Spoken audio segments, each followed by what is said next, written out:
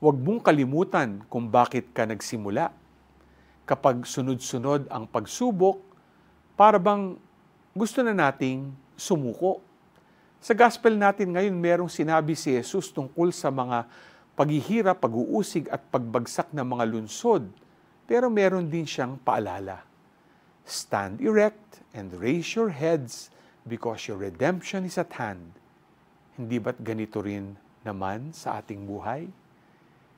Pinipili nating tumindig sa gitna ng mga pagsubok dahil alam natin na sa dulo ang tagumpay.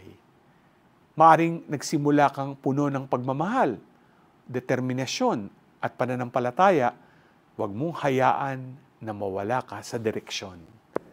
Panghawakan mo ang pangakong pagliligtas ng Diyos sa iyo.